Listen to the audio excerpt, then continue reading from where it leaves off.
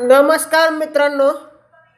धर्मादाय आयुक्त महाराष्ट्र राज्य यामध्ये गट ब गट क क्रमांकातील पद भरती या भरतीसाठी अर्ज करण्याची शेवटची तारीख 3 ऑक्टोबर आहे.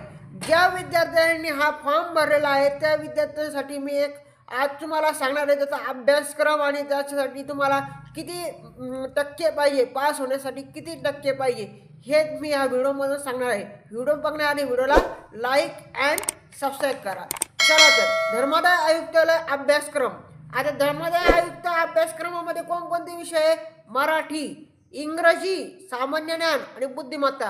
आता त्याच्यात विविध पदे, विधी सहाय्यक या पदाकरिता 100 प्रश्न, गुण 200 आणि वेळ 2 तास. हा वेळ विधी सहाय्यकसाठी राहणार आहे.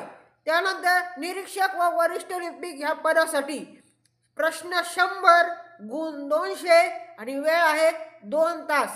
त्यानंतर तिसरं पद आहे लघुलेखक उच्च श्रेणी, लघुलेखक निम्न श्रेणी, स्टेनो. त्यासाठी प्रश्न आहे 60, गुण आहे 120, वेळ आहे 1 तास. त्यासाठी वैषयिक चाचणी आहे 80 गुण.